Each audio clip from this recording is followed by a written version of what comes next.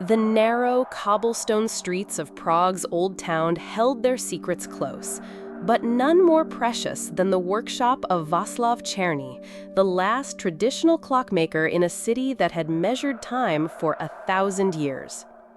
Every morning at precisely 7:15, Václav would unlock the heavy wooden door of his shop, its brass nameplate worn smooth by decades of Prague's harsh winters and gentle summers. The scent of machine oil and aged wood would greet him like an old friend, while dozens of timepieces began their daily symphony, a chorus of ticks, chimes, and gentle whirs that had become the heartbeat of Nerudova Street. Václav was 73, with hands that trembled slightly when he wasn't working, but became steady as a surgeon's when bent over the intricate mechanisms that were his life's passion.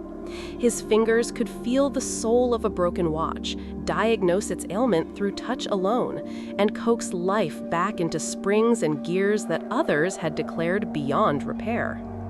On this particular autumn morning, as golden leaves danced past his window, a young woman entered his shop. She was perhaps 30, with the purposeful stride of someone accustomed to digital schedules and instant notifications, yet her eyes held something deeper, a searching quality that Václav recognized in those who had lost something precious. "Dobrý den," she said in careful Czech, then switched to English. "I was told you might be able to help me." She placed a small, tarnished pocket watch on his workbench. Václav's breath caught. It was a Patek Philippe from 1923, its gold case darkened with age, the crystal cracked, its hands frozen at 11:47. "It was my grandfather's," she explained. "He was from here, from Prague. He left during the war and never returned, but he kept this watch his entire life. It stopped ticking the day he died, 3 months ago." Václav lifted the watch with reverence, feeling its weight, not just the gold and steel, but the weight of years, of memories, of a life lived in exile but tethered always to this city of spires and stories.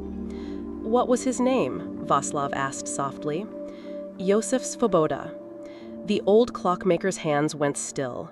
Slowly, he walked to a cabinet filled with dusty ledgers and pulled out a volume from 1943.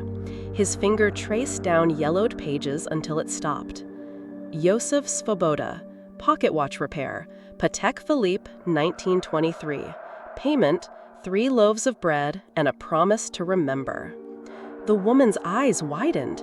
"You knew him?" "I was 12, Václav said, his voice distant with memory.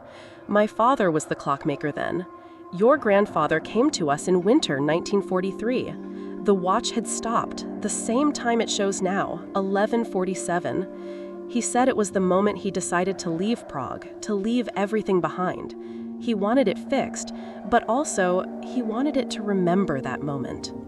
Václav opened the watch's case with practiced care. Inside, engraved in tiny script, were words in Czech. "Čas nás neopouští, i když opustíme domov." Time doesn't abandon us, even when we abandon home. "My father," Václav continued, "he did something unusual. He fixed the watch, yes, but he also installed a special mechanism, one that would stop the watch again if it ever sensed its owner's heart stop beating. It was fanciful, perhaps impossible, but my father believed that some connections transcend the mechanical." The young woman, Anna, she had introduced herself, stared at the watch in wonder. Can you make it work again?" Václav smiled, the first genuine smile she had seen from him. "Time doesn't stop, Anna. It only pauses, waiting for us to catch up." Over the next 3 hours, as Prague's church bells chimed noon, then 1, then 2, Václav worked with the focused intensity of a man half his age. He cleaned each gear, replaced worn springs, polished the crystal until it gleamed. But most importantly, he spoke about Prague before the war, about her grandfather's courage, about the threads that connect us across decades and continents.